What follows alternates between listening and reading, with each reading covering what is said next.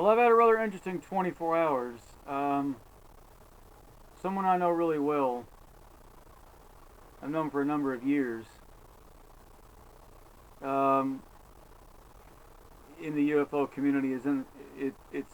It's hard to explain, but this is someone that knows stuff. Told me to take down that last video, and I did. And I've come to trust this person and their word.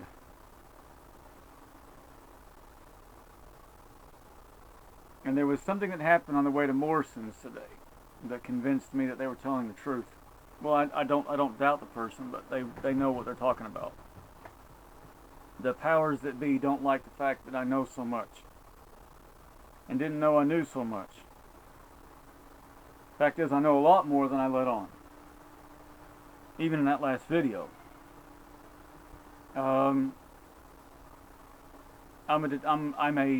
I investigate, I research, I do detective work. And sometimes the detective can know too much. And sometimes you can reveal that you know more than the other side would like you to know.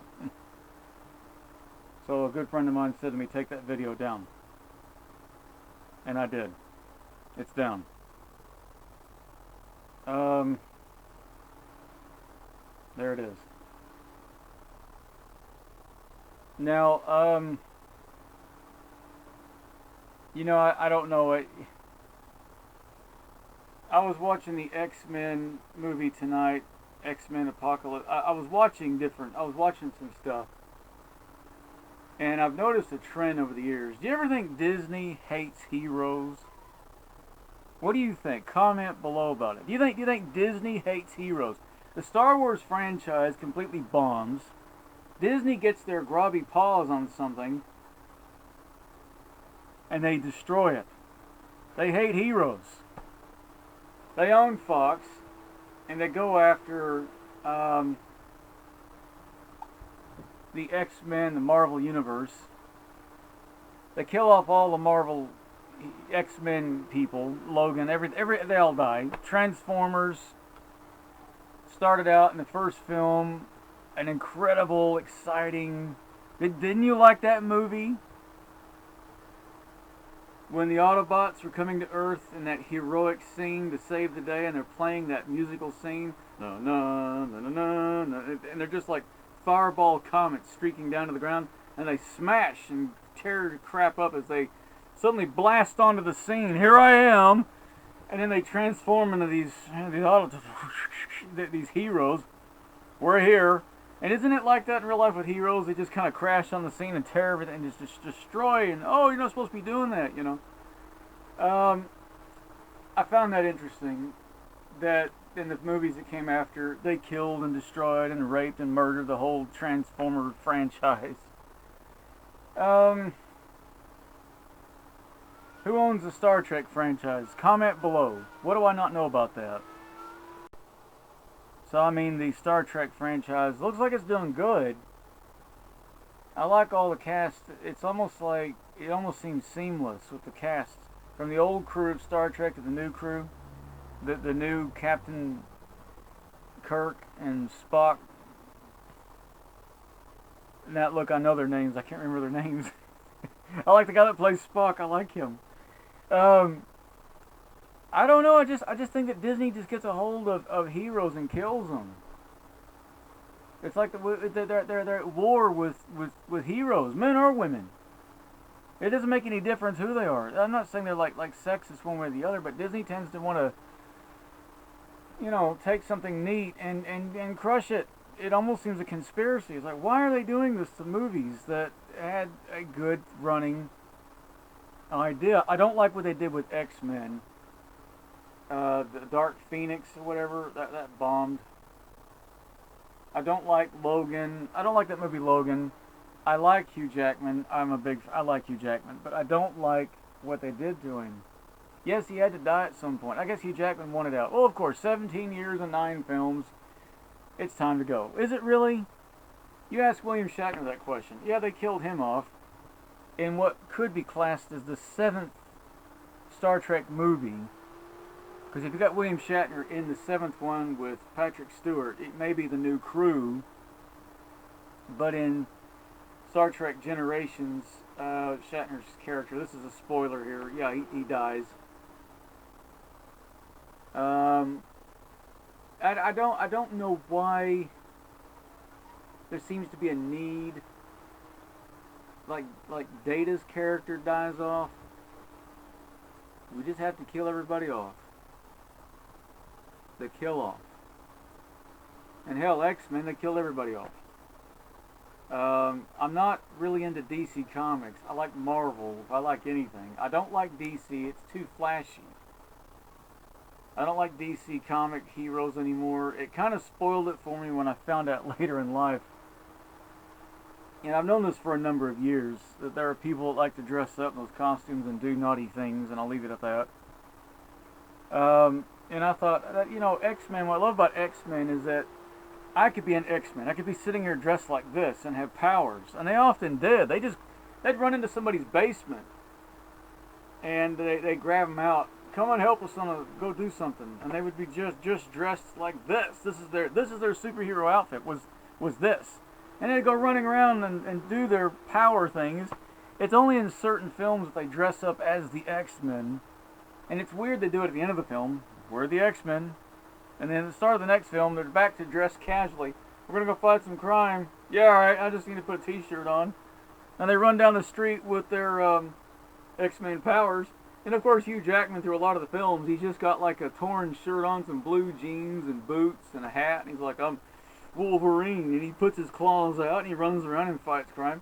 He doesn't have to wear a costume. In fact, even in the pilot movie years back, he he walks in and he's making fun of everybody because all got these costumes on. He's like, what are you doing?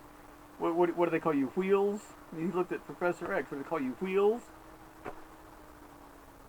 Love that guy. I'm a big fan. I like him. Now there's a name I'm not going to forget. No, Hugh Jackman. And then X-Men Origins Wolverine was a very well made film. Very well made. Everybody in that was a great. It was like an opera. It played out like an opera. It wasn't like a film. It was like an opera. And it surprised me how well made the film was. It was so well made. It was so golly. I was like, I was impressed. Who directed it? And I was like, and the musical score wasn't something you'd go out and listen to, like Close Encounters or Back to the Future. It was kind of like you didn't really have to. You take something, you walk away and put it on and listen. James Horner did the musical soundtrack to the movie Glory, based on the 54th Regiment in the Civil War. And it's a great piece to listen to. You can listen to. There's all sorts of Hollywood. But the thing is about the X-Men Origins Wolverine, it blended so well together. And it was like a big opera. It was an opera. It was a performance, like something on Broadway. Now, I love theater. I grew up in theater. I never got to the lights of Broadway. I never got into television or movies. But I love actors. I really do. My dad was and is a musical entertainer. Not well known, but he's known, and he's worked with Chuck Berry and a bunch of other names. He did opening. His band opened for Fleetwood Mac back in the 70s. I never talk about my family, but my dad, he's still around. And he goes out and he's still making music. He knows, I could throw some names out at you. He's met and worked with Denny Lane, who was in the group Wings with Paul McCartney and Linda McCartney. The list goes on and on and on about his he's played bass guitar for these big bands. He's also been a backup. Yeah, for a lot. It's just name dropping at this point. I'm just name dropping. It's shameful to do, but I am quite happy he does what he does, and he enjoys what he does, and he still does it.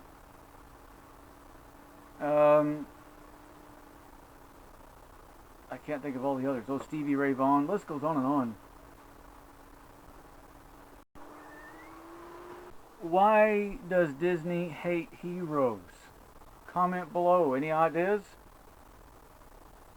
Why do they hate them? The Jedi in the Star Wars franchise, movie 8, 9, and 7, 8, 9. We sadly lost actress Carrie Fisher in 2016. Harrison Ford was in episode 7. It was all good. I don't understand where they went with the Jedi thing. It really became a complete joke. It was like there was no such thing as a Jedi Order. They were, and well, let's go back to history and destroy the Jedi Order. There was a need to desecrate the idea they were like Chi masters or Shaolin priests from China, that knew karate real well. So there's a need to take away the discipline, the idea. Look, the Jedi were science fiction, but they were an inspiration to many people to learn martial arts or better themselves or get an idea about the difference between good and bad and evil. The original franchise back in the day in the 80s, with episode 4, 5, and 6, really illustrates clearly, definitively, black and white about the good and evil. And you really get the idea of the triumph from episode 4 right away. When they blow up the Death Star and Luke flies off and you can hear Obi-Wan's spirit telling him, remember, the Force will always be with you. And there was that triumph, and you really get a sense of the return of this mysterious order of the Jedi Knights. When we go to prequels like 1, 2, and 3 in the early 2000s, with Hayden Christensen playing an early version of Anakin Skywalker and Darth Vader before Darth Vader is a kid, there really seemed to be the Jedi Order seemed a bit decadent. The storyline was, I think, as a fan growing up, I was a bit disappointed. It seemed a bit delirious at times. I mean, there was even some weird Part 3, Revenge of the Sith. There were some strange direction scenes where the camera zoomed in on some of the actors' eyes. I think I'm dropping too many names. I had to stop a minute. Let me not drop any names. The guy that played Obi-Wan Kenobi in episode 3, it ended up being, it was a bit weird. General Grievous was standing there in Kenobi, and they're going to battle it out, and Grievous, and the camera zooms in up on Grievous. Oh, you will fail. And then Kenobi, oh, I don't think so. It goes, and it doesn't go up to the mouth, it goes right to his eyeball. Oh, I don't think so. Like, this is like I'm going to get a shot of my eye as a real dramatic scene. I thought that was a bit lame, a bit disappointing. I really didn't think it was that great, but it was better than 7, 8, 9, which pretty much annihilated the franchise. That killed it. I mean, you have to. There's talks of Disney's going to revamp. Disney's got the characters running around their theme parks in front of kids doing lightsaber duels. That's what they've done to them. And there's nothing to distinguish good guy, bad guy. It's just a guy dressed as Darth Vader. It's a guy dressed as a Jedi. And because of the death of the definitive nature of good and evil in the movies of the Jedi versus the Sith, or the good or bad in 7, 8, 9, we really don't, I think it's blurred so much. Kids go to Disney theme parks and they're seeing these guys run around, and I don't think they really get who's good or bad at this point. It doesn't really inspire a generation to think about doing the right thing, which seems to be the message. It's like, forget all that. We don't want to upset and offend politically correct.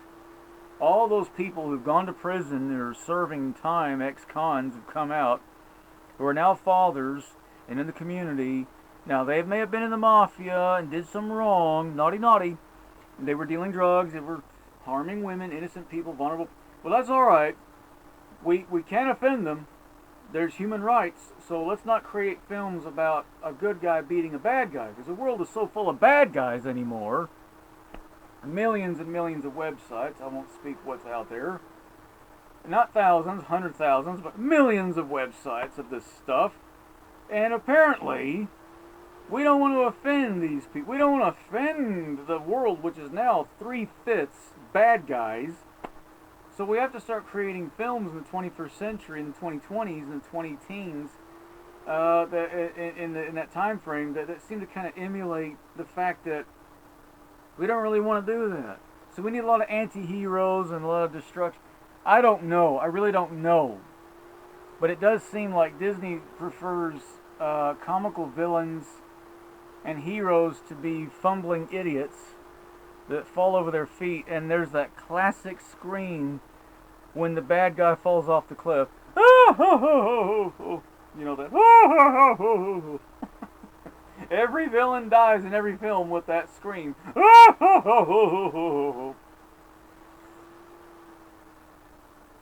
Says the guy with the Tasmanian devil on his hat. Well, I cut grass, and that's what he's there for. He symbolizes the spinning devil, you know, and rocks going everywhere. No, I mean, what do you think? Does Disney hate good guys? Are they just like, no, we don't like good guys. Good guys have to die. We have to kill the good guys. I don't know. Who knows? Why do they have to do it? Why? I'm looking off thinking, what? We don't like good guys. There's a real hate. I don't matter. It's men or women, any background. If you're a hero and you represent something really grounded and decent and noble and honorable, it seems that's really weird that Disney has an issue with this. That's really weird. We have to do it to the Transformers. We have to do it to Star Wars. And we get our hands on the X-Men universe. We got to do it to them. Well, if we can't bad them up and reduce the fact they have no order or make them look bad, we can't. They couldn't. X-Men didn't wear any costumes. They didn't run like DC Comics. It's a flashy cape and some costume for those parties. You know, when it's not in film and it's entertaining kids, it's entertaining mom and dad. We'll get those costumes on eBay, honey. So, I mean, I fell out of DC Comics for that reason. I was like, you just killed my childhood. It's dead! And I've always liked X-Men anyways, so that was my saving grace. X-Men can look like this. This is my costume. I just take off my glasses and waves come out my eyes and I can make things fall. And I can just dress like this. Because they're mutants. They have these powers. We don't need a costume to say that. So I thought that was really cool. So I don't know. I mean, you get creators on both sides who contributed to both DC and Marvel. But I really like the X-Men. I really do. I'm an X-Men. Well, I'm an X-Men too. I'm Strimmerman. I cut grass very fast. I have a plutonium-powered strimmer. I just think it's the most dignified superheroes ever and the most realistic. What I love about X-Men, it was the most realistic. And when they can't kill them off and make them look bad or take away their morals and demoralize them to the public, they just kill them off. One day, Charles Xavier in X-Men's movie Logan, we find him, we're all late in life and old, and he's dying and bald and laying there, he's having seizures, someone's giving him a chemical, and now he's giving off waves from his powerful brain, which is killing all the mutants. Now all the mutants are dead, except for a handful of children that are going to run off with unusual powers, and that seems to be an open, loose-ended plot hole right there. How about over the years, they always seem to beat these bad guys. They always seem to beat Sergeant Stryker, that Colonel Stryker, Major Stryker, whatever. And they always seem to stop these things from happening. But while we weren't looking, and in between the films, and now all of a sudden, whoops, they lost it. Is that likely? No. We beat a guy like Apocalypse, right? We kicked his butt. Jean kicks his ass. Like I said, this is a spoilers video. She kicks his ass. She walks over the air. You ever heard that phrase? I'm so cool, I can walk on air. And she walks on air, literally. And this wave of energy flies off. And that Apocalypse guy, oh, reminds me of my reaction to some women I've seen. I'm like, oh. But I mean, he ends up being this. She's the most badass ever. Whoa, we beat Apocalypse, and to what? Years later, some human guy with a syringe walked up and, I'm sorry, Xavier. Oh, now all of a sudden his brainwaves kill everybody that's a mutant. Oh, come on, go to hell, Disney. What the hell's wrong with you? What is it with these people? What in the hell? Well, whether or not they had the franchise in or not, I don't think that was a good idea. So, okay, so Logan ends up, oh yeah, alright, you, Jackman, alright, I get that. You want to come out, alright, come out. Look, it's like Brent Spiner did the Data thing. Brent, really, did he have to die? You are Data, Brent Spiner, you are Data? I mean, even you, Jackman, said someone else will be Logan. He said, it's going to happen. He said, it may not be me, they're going to redo this, someone else is going to, yeah. They were Patrick's. Yeah, they had a couple of guys play Professor Xavier, the old one, the young one, Magneto. So yeah, but it's like Data in the Star Trek world back in way back when. Nobody can be Data. You can't get a guy to be Data. You can't get someone else to be that. Now Brent Spiner could play Professor Noonien soon. He looks the part. You couldn't get Data back to life? No, you can't get that cast back to life. So now we're going to have, a reboot of that. I imagine the next generation will start making films of the next generation of the next generation. It's going to be a cast of people that's going to come in. Not Patrick Stewart, not Jonathan Frakes, not Marina Sirtis, not Brent Spiner, but it's going to be like the same characters, but in different people, but younger. And they're going to start making those films. Well, why not? There's loads of story here. Do they have to die off? Where'd they end up? Well, our actors are getting old and dead. Oh. But that's the story. That's the beauty of characters. They don't have to be dead. I don't know. You tell me what you think about Disney. Does Disney hate heroes? Disney buys a franchise, gets a hold of it, and they kill it. And you start hearing these stories of flops. X-Men's that movie Dark Phoenix, whatever, it was supposed to lose 100 million.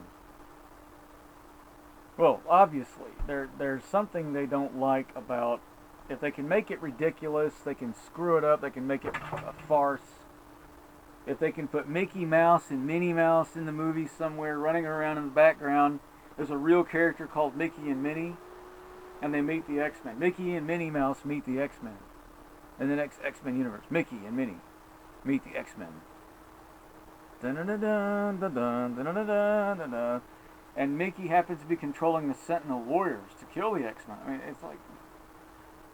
And they would actually expect the audience to go out and take that seriously. And I'm making a joke about that, but I'm saying that some of the plots that Disney puts out with these films,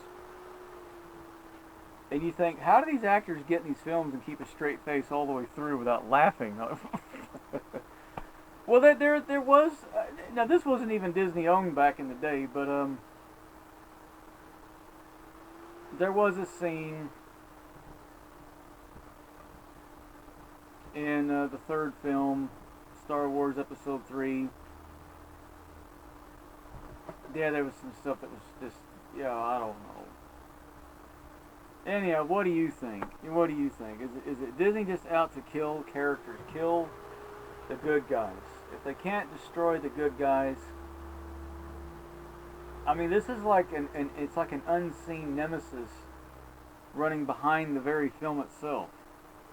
The X-Men there should be a film called The X-Men versus Disney. And they go after these powerful mutant executives that come out with mouse ears in their heads, and you will not stop us. We will use our mouse powers.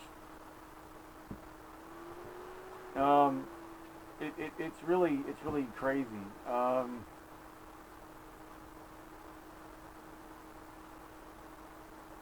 don't know. You decide. You tell me what you think.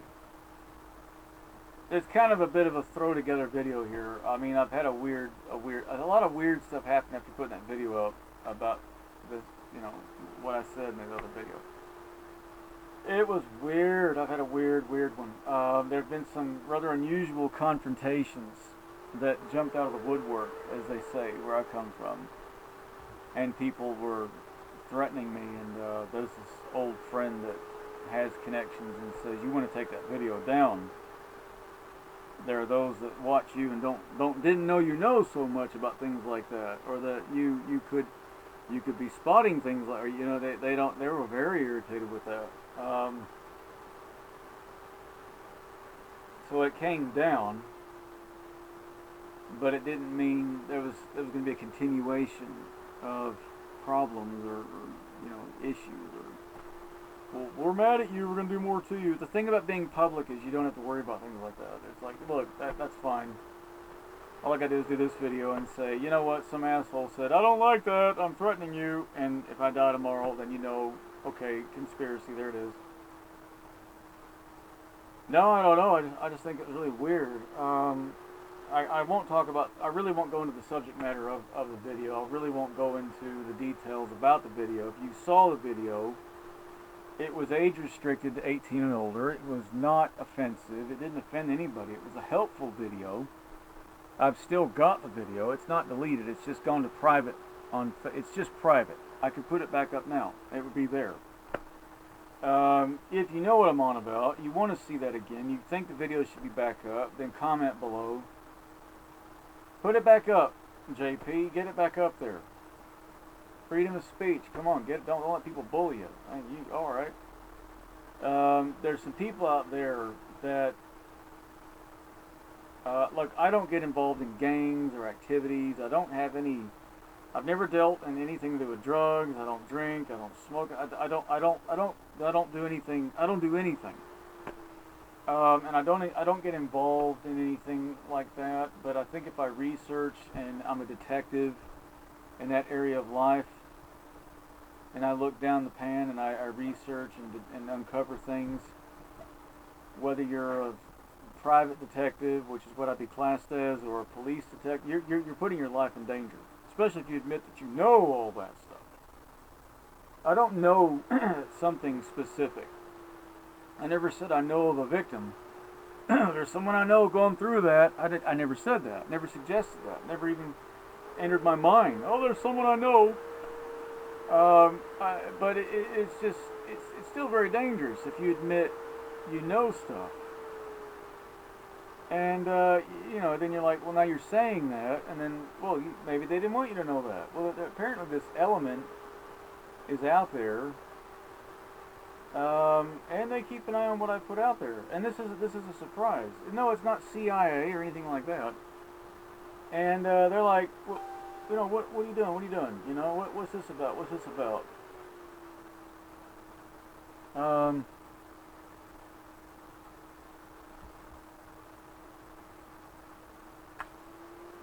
So there it is. There's my video.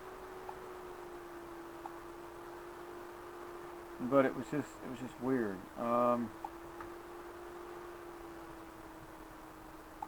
Just weird.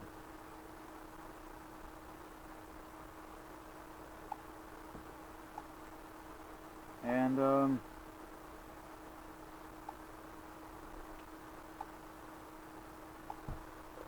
good night. Yeah, I'll follow the advice. Take it down.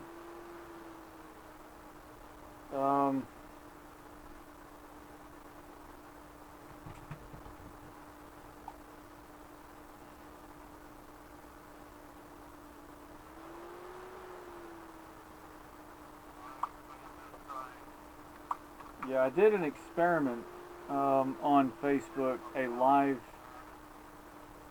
video for Facebook friends. If you're on my friends list on Facebook, listen, then you were in for a treat. I used one of my quantum crystal resonators that I've invented, I've created. I did a live video with this device, operational. It gave off all sorts of weird light fields. It was actually emanating. It was even moving. It was causing frame reference issues with the video. It was like time was being altered somehow by this thing. I'm an amateur physicist, and it was quite an incredible treat. And I said, that's just for my Facebook friends. I'm not going to put it on YouTube. And now everyone's going to unlike me and go, you asshole. I might put it up to YouTube. I might. YouTube is so public. But that was for the friends who hung around on Facebook. That they've been there a long time. They've had to, endure the stupid stuff I put out there, and I thought, look, let's give them a real treat. So I put that thing. I did an experiment on camera with that thing. It's a radio electromagnetic quantum resonator all in one. It draws in the quantum particle fields theoretically from a higher dimension plasma.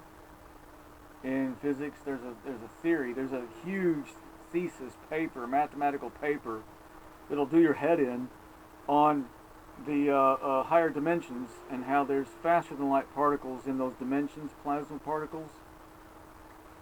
The devices are believed to draw in and focus those particles into a singularity point within the device itself. Now, in physics, if that's happening, if you concentrate enough quantum particles in one area of space, you cause a curvature issue with gravity. You start curving space-time because you start to put a weight on the gravity field of space-time around you, which then, as this curvature continues to bend and fold out, will cause a time differential in space-time referencing of second to second, minute to minute, hour to hour. It causes you fall out of synchronization with space and time. That even a tenth of a second or a millisecond would be interesting. How can you see that? How is that noticeable? Well, the experiment I did for Facebook seemed to show something like that. Now, now I've told you this. That's not fair to you. You've subscribed to me. This isn't fair. I'm going to have to do this here. Well, I won't do in this video because it'll mix it up too much, but I'll do in my next video. No, there's no trickery going on. What you're going to see is genuine. So when I did it live on Facebook for the friends only, they could then see that it is live. You can't be doing tricks with camera because it's live. So I'll have to do it live on YouTube, and I'll announce the date, and then do that quantum crystal resonator experiment on YouTube. You tell me what you think. Like I said, it's quite a fun, interesting, and intriguing technology. I've stood in the shoulders of geniuses and built this thing. Well, that's my video. Thank you very much. Like I said, does Disney hate heroes? Isn't that weird? I'm looking that way. I'm like, the camera's there. The camera. Hello. Hi. How you doing? Hello. That's because I'm looking at myself. Well, they say when you're doing anything, don't look at the camera.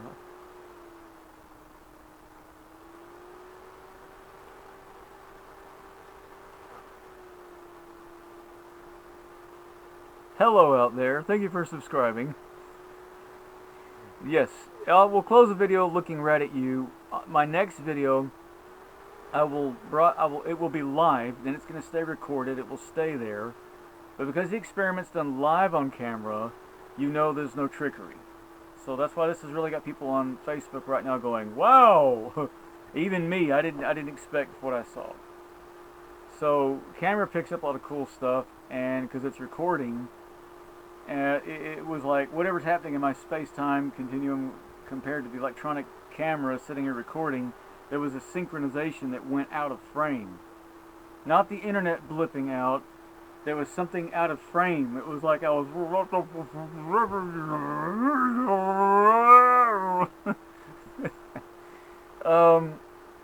So that was cool. That'd be cool to put that thing on my bike, wouldn't it? Have like a switch on the handlebars, and if I need to, I don't know what it would do. Maybe get me away from... Why would I need to be running from anybody? If I needed to get away from bad guys, I'll just hit this button. No, I don't know. Yeah, alright, there it is. Alrighty then, that was my video. Like I said, I hope this was meeting you well. I hope you're all doing well. And again, like always, my material is it's interesting, it's intriguing, and hopefully it gets your mind off the stuff that you think about, like bills and death and COVID and who's the next president. What's the political argument today? What they do over there in Afghanistan? What's this about? Come on. I don't want to go down that. Look, all my videos are never about that. I'm not about that. Okay, I'm about this paranormal stuff, the detectives. That's my area of life. So maybe that friend was also saying take that video down because really that's not you. You may know that goes on. You may have researched that, but that's not you. It's not me. Oh. All right. Thank you for watching.